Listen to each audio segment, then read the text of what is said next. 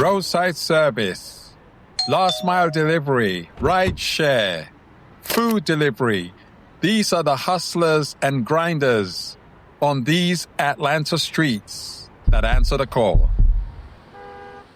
Our guest, Wendy Taylor, a rideshare driver and Atlanta business leader at the intersection of science, technology, transportation, mobility service, safety, and innovation in the city. Welcome. Thank you for having me on your show. It's great to have you on the podcast today, Wendy. So, I'm going to start with some really easy questions. How about that? To kind of break the ice and get us into the flow of the discussion. Okay. So, how did you get into rideshare? Because I've gotten divorced, and so my skills are outdated. So I was doing administrative work, and I really wasn't happy with that. That wasn't my lane. And so I was like, okay, praying God, like, let me use something I already have in my car. It's already paid off. Right. And so that was a blessing to do that, because I do have a business, Faith and Steam, and it allowed me the flexibility, like when I want, like right now. Right. You know, I can be here or I can be out driving. So when I want to do things, and there's a lot of different, workshops and things like that here at Rice, then I just navigate around and say, okay, when I leave here, I can go work. Excellent.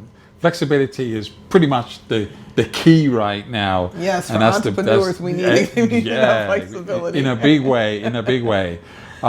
So with the increase in gas price, at the pump, how is that affecting, your ability to provide service? I mean, do you search around for the cheapest gas in town, or how does that all work for you? Does it make your job harder? Well, no. What I do is I just kind of strategize and plan out.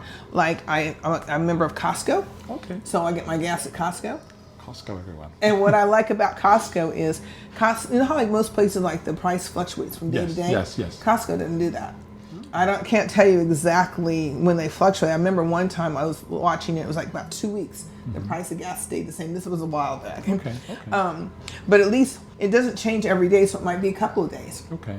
And then they're open from 6 a.m. in the morning till 10 at night. Right. So then I'll strategize, okay, maybe when I'm done at the day, I'll go there and get gas. So the next day I can just go boom. Okay. Or I can get up, go get my gas, and then go. Okay. So I don't try not to fill up any place else. Okay. Because that's the cheapest I found. BJ's, I'm also a member of that, but it's on the other side of town from where I live, so that's not really convenient. But Costco is awesome. Excellent. So how does that kind of impact the rides? Long distance versus just local driving? Well, I strategize. Okay. So I love that word, strategize. Yeah. And my strategy really hasn't changed a whole lot. Okay. Because I try to make $20 an hour. Okay. And so the least I'll ever accept is about $19 an hour. Okay. And Lyft is really good about telling you, like, this is how much the ride is and this is how much it is, like, per hour. Okay. So that's how I decide how I want to select it or not. Also, we have priority mode. So when you have a priority mode, sometimes you might get like jobs are $5 or $6, but you can do 3 or 4 of them in an hour. So you're still making that $20 an hour. Got it. So I look at it like that. And then sometimes it's like, it might be a big number, like say it might be like $20. But then when you look at it, it's like, wow, that's going to be an hour and a half. That's not making $20 an hour. Right. So, and you have to do it like this because the jobs are coming up so fast. Fly. They're coming up so fast on you. So that's kind of my strategy. And when I'm in that priority mode, it just really keeps you like in a certain area kind of. And that helps you cut down on your gas because you're not driving so far to it. Right. And I try to keep where I'm driving to maybe like under 10 minutes or under because I'm not getting paid when I'm driving to. Right. I only get paid once I pick the person up. Exactly. So it's different strategies that you have to use. Sometimes like if you go in the middle of the day, it's really slow. So is it really worth it for you to be there? Right. No, I appreciate you sharing that because as a rider myself, I don't think about those things. I just call a ride and it shows up and I just get what I want. But, not knowing that behind the scenes, there is kind of a method to really stay on the road and be profitable pretty much and to make money because that's what it's all about. So How did Faith and Steam start? God put that on my heart. With Faith and Steam, He had me write this book, which I had never planned to write a book because writing and reading always were kind of hard for me. I had ADHD. Well, I have ADHD still, but I wasn't able to read in first grade, so I had to repeat that. Okay. So this is something I never would have thought I would have done because it used two things that were hard for me. My dad used to just like edit my papers, red marks. I have to go back and fix it, and fix it. And so this is something I never would have done. But God put it on my heart. I'm the mother of 3 children. And so I was a stay-at-home mom for about 20 years. And I would see their homework coming home and stuff. And they're talking about STEM. It's so important. So I started kind of learning about it through that. And then I started actually a robotics team at my son's school. And so that's kind of, then also my sister had a nonprofit that's now 26 years old that she's been doing STEAM for 26 years. So that's kind of how I got into it, is that knowing that I need to prepare my kids for the future. So I was trying to keep up with what was going on. Excellent. So in preparing your kids, you're helping to prepare others. Yes. My pastor was saying one day, like, you need to be concerned about not just your kids, but other people's kids. And I'm like, okay. And I remember different teachers and a principal telling me, no, not everybody has it like you. And because I was a stay-at-home mom, I was great at doing research, and I'd find programs for my kids to be in the summer. People are like, well, what are your kids doing in the summer? You know, because I'd be doing all this stuff and having them in a lot of programs. Excellent. So what motivates you and pushes you and, gets you up every day to do these things, both Rideshare and Faith and Steam? What is the driver? Well, the Rideshare, I have a budget. And so I know how much I need to make each day. Like, I can, if I need to pay this bill by this date, I'm like, okay, well, I'll make sure I make enough for that. And so that determines if I need to make $150 today, if I need to make $200 a day, my bills kind of dictate that. But what really gets me up and driving every day is that God gave me a vision. One morning, my family woke up and they thought, like, what is going on? I had this sheet of paper I had around the house. It said, God said, Philippians 4:13, and it said that my business would be $1 million business. It'd be healthy and I'd be out of debt. So everything that I've gone through, it's like I have this vision that God gave me. And if He gives you vision, He's going to give you provision. So that kind of just, when I'm down and don't feel like doing something, like, that's what pushes me. Okay. Excellent. So back to Rideshare. What 3 personal safety concerns do you have when providing Rideshare service for customers? Well, number 1, I'm prayed up. Yeah. When I get up in the morning, I believe the blood of Jesus, because, for Him to encamp angels around my car, because other people make mistakes, and I make mistakes too driving. Atlanta is not an easy place to drive. We've got some crazy streets. You go up there and you take a sharp left like this, or, sometimes you get off an exit and then you got to be over here and turn. And, people just, I had a guy the other day just went from this direction. I didn't even see him, just came in front of me and I hit the brakes. And my rider said, thank God you have good reflex, because the way he came at me, we could easily been gone, So that's the main thing. And then just I'm a very defensive driver. I'm always looking in my rear view mirror and looking to the sides and stuff. And you have to be careful about that blind spot. It's you can easily hit somebody, or vice versa. So you always have to be really aware of what you're doing. Traffic's moving so fast. And it helps when you start learning places, when you learn the roads, because then you know how you need to position yourself and like, oh, let me get over here. That really helps to avoid a lot of accidents and things like that. Knowing where you're going. Sure. So how do you think the World Cup's coming to Atlanta? How do you think it's going to compound? When I think about everyday traffic in Atlanta, it's already so much, and we're going to be having like hundreds of thousands of people coming here, right? And I'm like, we've already got gridlock traffic. How is that going to be? And how is that going to work with more people? Because I really don't like to go to State Farm and Mercedes-Benz. I try to avoid those drop-offs because a lot of times I end up on Northside Drive, 15, 20 minutes just trying to turn into the rideshare area. And then my riders say, oh, can I get out and walk? I'm like, yeah. So now that I've into the ride, so then I make less money, but I'm stuck in traffic. And so when I talk about strategy, that's one of my strategies, is not to be stuck in that traffic. Because I could have been making more money someplace else. So I don't. I try to avoid that. And so with the World Cup coming, I'm like, okay. You're going to avoid that traffic? I'm going to avoid that traffic. Okay. I'll go up north and drive or come down south. But all the money's going to be down here in Atlanta. But when you're stuck in traffic, that's why I talk about strategy. See what I'm saying? If you're stuck in traffic, yes, the ride goes longer, and as long as they're staying in your car, you're fine. Now, I guess technically you could be, I would think it's kind of unethical, so I don't do it. But if someone gets out of my car and say, wait a minute, well, I'm still stuck here, so I'm not in the ride until I get to where I'm supposed to really have dropped you off. Do you see what I'm saying? Right. So I don't do that. Right. So. Excellent. So a passenger may think they can treat the driver as a personal chauffeur for a short ride. Is that fact or fiction? For me, it's fiction. Right. I have a 5.0 rating. Okay. And the customers that I have, the riders that I have, when I've looked them, they're like 4.9, 5.0. I don't have that problem. One of my skill sets is great customer service. I work customer service all my life. I've been rated by mystery shoppers and things like that. Okay.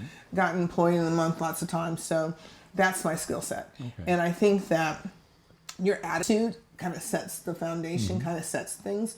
And so, so I don't have that problem. And so many riders are like, well, thank you for the ride. It's like they're appreciative I picked them up. And in some neighborhoods, that can be a problem. Right. I picked up 2 black males one time at the gas station, and they told me that a Caucasian man came up, saw him, and drove off. So I think that, that unfortunately racism can exist in this. And so I think a lot of people are just thankful that you give them a ride. Also, I am rated good as a good driver. And so it's not like I'm jerking them around and in and out of traffic. I treat this as a job. Like, I don't talk to people on the phone when people are in my car. Because number one, I got to keep up with the GPS with all the crazy turns. But, when people get in your car, sometimes they're really tired and exhausted. They don't want to hear your personal conversation. So I think you can set that whole tone. And then being a Christian, I like to play my music. And I ask people, is it okay if I play my music? And they're like, yeah. So, and I just think it mellows people. It makes them calm because I'm not playing loud, crazy music. So I don't have that problem. Okay, cool. So, is rideshare is not profitable. Most people say, rideshare is not really that profitable. It's a side hustle, but it's not profitable. Is that fact or fiction? I would agree with you that it's not really profitable. For me, I do it because it works. Like I told you, the flexibility is key for me, right? I'm not trying to be a professional Lyft driver. Right. I'm doing this because it allows me to go towards my goal of being an entrepreneur, right? And for me, actually, it's put me in debt because once my car was fine, and then it started having repairs, and one after the other, I'm like, oh my God. But I think I'm being a female, I'm concerned about my safety. Right. So I think that probably to make it more profitable, one night I was just looking at the app, and it was like 3 a.m. in the morning, 60% surge. So if I was out there, maybe like that 12 at night to maybe like 6 in the morning, then I could really make a lot of money. Right. But I'm not picking up drunks. I don't want people getting sick in my car. And who's out there at 3 a.m. in the morning, I don't know, but that's not. Right. Yeah, if I was a man, it might be different. Maybe you would feel differently. And you can make a lot of money at that time, but I'm not willing to do that. Right. Safety is number one. Definitely. So how is the introduction of autonomous vehicle impacting your business, basically? It hasn't impacted me at all. When I go out, because I'm in Atlanta, very seldom, I just go like bam, bam, bam, bam, bam, like that, from one ride to the next. Right. So sometimes when you have those really slow days, like maybe like a Monday, mid-morning and stuff like that, then it might drag a little bit. If you get really far out there, kind of in the country, sometimes, then they'll be kind of slow. But when you're staying kind of in Metro Atlanta and in general, I don't have a problem with it. Right. So I stay busy. Okay. So help me understand, how does it work if you break down or if you kind of have a flat tire with a customer in there? How does that all work? I mean, what is the protocol? I don't I've never had the problem. Okay. So like there's a support button so you can contact them and say, hey, I need some help and whatnot. But I've been blessed that I not have that problem. Okay, excellent. So do you want to just kind of spend a couple of minutes just talking, about Faith and STEAM and what your vision is for that, in the next 12 to 18 months? Well, my vision is to be doing it full time. Like I said, Lyft is just a means to an end right now. I'm working on an energy kit, as you know, and you've directed me to a company that can help me. And with my energy kit, there's so many jobs in that field, but people need to know about them. And so with my energy kit that I'm creating, it's like you'll build a wind turbine, an EV charging station. There's going to be a power pump activity, and then also power lines. So doing that, a person when they do that kit, they might say, oh, I really like doing this. Then I can tell them the next steps, because then you can go into an apprenticeship. There's the Atlanta, it's called, I think, the Georgia Career Grant, where you can go to school for free and certain things. So exposing people to that's what I want to do. And there's so many young people that apprenticeships are free, like when you're 16 to 24. Okay. But you have to know about them, right? So that's my goal, is to go out there and let people know about it. Veterans that are retraining for some new career, right? There's people that are returning citizens. They're looking for a new career. There's so many people out there that need a new career, where if you're going to train for something, it needs to be something that's a viable career, right? And there's so many jobs in the energy section and the trade jobs, right? So that's kind of helping prepare people and exposing them to that. And companies can buy kits from me, and like, for example, if they're going to, if there's a high school, to a career day, they could give them that kit and work with them on that, and then see those kids that are interested, that they can maybe recruit for the company. Excellent. So what does success look like for you in that area? For me, success looks like getting right now my energy kits in a prototype stage. And I got into a program with Rice, the Rice Aid Manufacturing Program, that's going to help me take my prototype to packaging in a year. So that's definitely what success looks like for me, is completing that program and then getting out there and selling those kits to companies. They'll be able to private label. So it looks like if it's Home Depot, they have their Home Depot colors on there and whatnot. And just being able to have personal financial freedom. Right. So if our viewers on the podcast want to reach out and kind of learn more and get information for their family members, their own children, how do they connect with you? How do they get in touch with you? At faithandsteam.com. Right now I don't have all the information on my STEM kits on there, but you can go on there and register your email, and then as that information comes out, because it'll be the next couple of months or so, I have 4 different STEM kits that I'm working on. So as they come out, then that information will be out there. I'm working on architecture ATL, which will help people understand about the different Black architects in Atlanta and the buildings that they've designed. And then I have one called the Spice Route, which teaches about how the world's economy began. And then I also have one about artists. And Alma Thomas was the first Black African American that had a permanent piece of artwork in the White House. And when Barack Obama and Michelle Obama were in the White House, they recommissioned the old dining room, and her picture was right there. Right. Excellent. So is this an Atlanta-specific project, or do you plan to expand beyond Atlanta with this project? I plan to take it global. My kits, they're unplugged, meaning that they don't need broadband or anything else. Everything that you need is in the kit. You might need to get a container or something like that. But I do that because I want to send my kits to Africa. I want my book to be in Africa. There are people in Georgia, South Georgia, and different places that they don't have good broadband, but they still need to learn about STEM. So my kit is something that can be sent anywhere, and people can do the kit and they can learn about STEM. Okay. So is this one of those programs where the kids or the students will get credit? No. What it is, one of the things that kids have a problem with, when you're 17 or 18, we want you to make a decision, right, for the rest of your life. You're going to go to college, military, things like that, right? But they haven't been exposed to much, right? So I've got 42 different chapters in this book.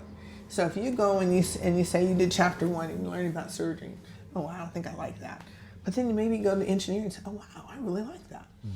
So they get exposed to a variety of topics. And then when they find something they're interested in, then they can dive deeper into that. And then take it a step farther and look at things in your school.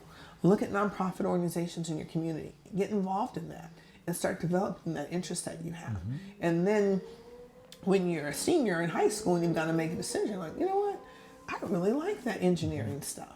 So let me go to school for engineering. Or let me be an electrician. I really like doing that. So trying to expose kids and help them and things that are practical for them. College is not for everybody.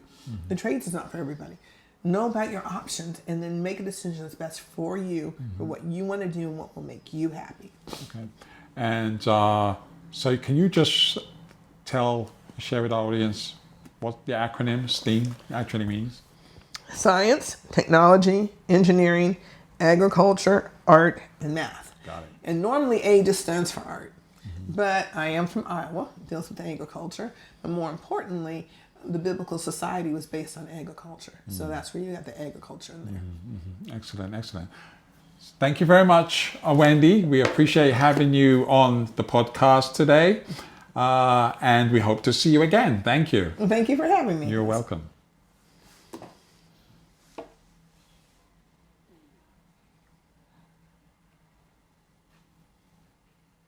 Mobility is the heartbeat of Atlanta, Georgia.